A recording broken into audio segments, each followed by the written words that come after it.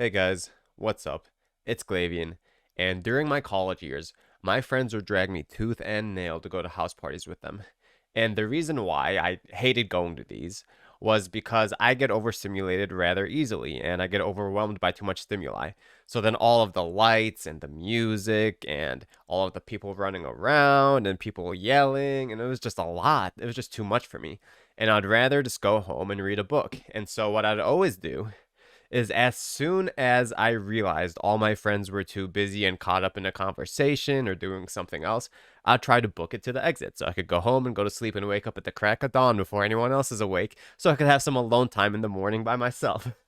And so what I did to kind of, handle the situation because I didn't want to let my friends down at the time is I'd always show up to these house parties early. And when I'd show up early, a lot of people wouldn't be there yet. And, it would still be relatively tame and calm.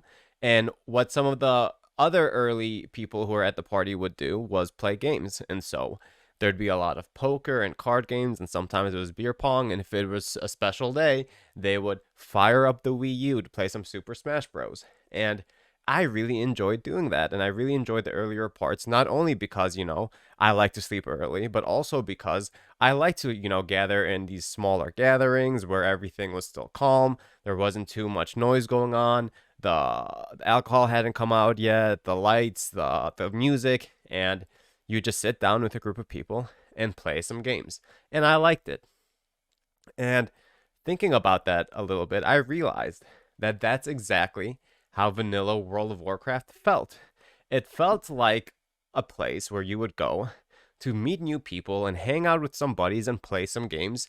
And through these games, you would build bonds, you would build relationships, you would build camaraderie, you would build, enemies, at least in the context of the game, And it was that medium. The game was a medium for that experience. And if there were no people playing the game, I wouldn't have played it. If I was the only one on Azeroth, I wouldn't have played the game. Likewise, you're not playing poker by yourself. You're not playing beer pong by yourself. And more often than not, you're not playing Smash Bros by yourself. These are kind of social games. And once WoW kind of evolved post Kata into what it is today, it turned more into an arcade and less like one of those house parties. And what I mean by that is when you go into an arcade, you might go in with a group of buddies, you might go in with friends, but a lot of the games there, a lot of the arcade boxes or arcade cabinets are these, single player, maybe two player experiences at most. And you go from game to game to game, putting in the coin, playing the game, going to the next game, playing that.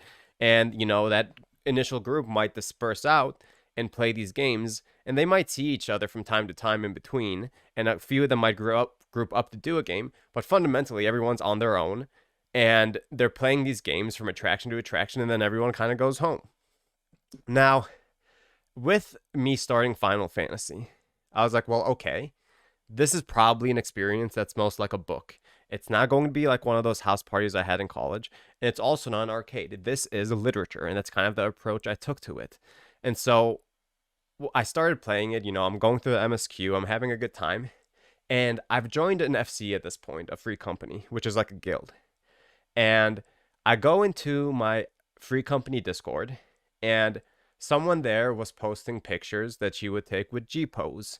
And she would use post-processing programs. I think she said that it was called like Arch Nemesis or something to make these pictures more saturated and look really nice.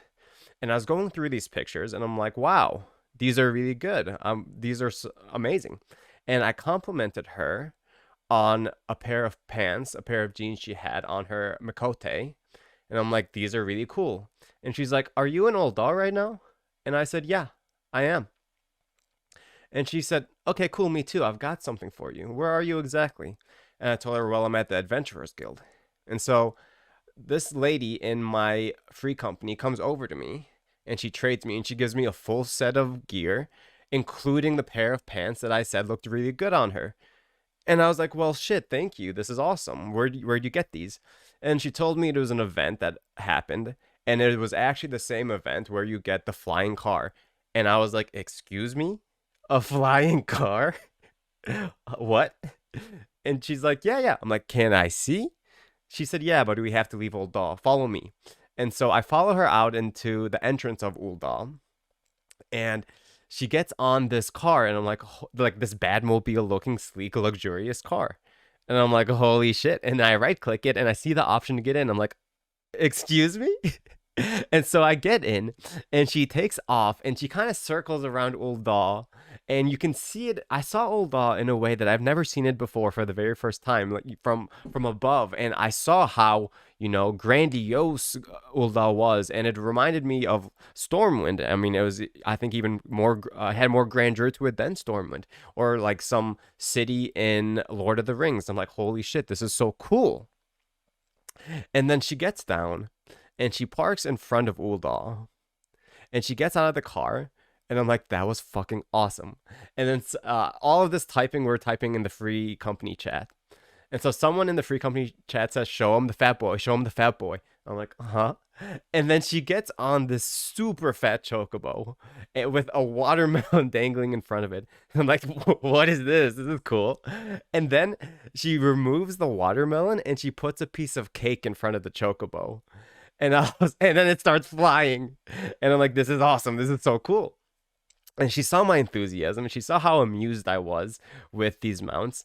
And so then she started showing me more of her mount and more of her glamour, and it was really fun, and I really had a good time seeing all these. And I think she was really skilled at putting her glamour sets together. And then all of this is happening in the free company chat, and then more people from the free company chat come in front of Ul'dah, and they show me their stuff. And we did this for hours. And I had a lot of fun. It was some of the most fun I've had in MMOs for a very long time. And I logged in, and I spent almost like 95% of my playtime that day doing that. And I didn't really, progress MSQ very much or do anything else that much except just hang out with these people from my free company. And I really enjoyed it. And it reminded me of how MMOs were back before even World of Warcraft, when I played games like MapleStory, and I played games like RuneScape, like 2007 RuneScape. So many times you would log in, have some chit chats, hang out with some people, and maybe you wouldn't accomplish much, but it was that social experience that was so enjoyable, and I missed that, and it felt like a return to that form that we had back then. And so I thought to myself this morning, I was like, okay, well, this isn't exactly like a book now, is it? Because of these experiences. And I wouldn't say it was like one of the house parties either, because it has such a deep narrative experience. And it's definitely not an arcade. And I thought, okay, you know what this is actually like? This is like going to a theater with some friends. And by theater, I don't mean a movie theater where you sit there quietly. By theater, I mean like old school theaters with actual actors on a stage with intermissions where it's more acceptable to kind of whisper in between, when they go and they change out the sets. And you have those little gaps in between for you to discuss. It's like that. And then sometimes you have longer intermissions of like an hour or an hour and a half where you go out into the halls and you chit chat, and then you come back for, the second act or the second part of the theater. That's exactly what Final Fantasy actually feels like. Whereas I thought it was initially a book, what it actually is it is this deep narrative experience that you're experiencing together. And not only are you experiencing it together, there's enough, space in between that experience, that narrative experience, for you to go and chit chat about the experience and explore the world and, just kind of enjoy company as well. And it's something that I think is rather unique in MMOs. And it's my first time having this experience, and it simultaneously feels like a combination and a mixture of old school and new school design. I mean, none of these other MMOs have really felt exactly like this one has. And I've been enjoying it. And that's it for this video. We'll see you in the next one. Peace.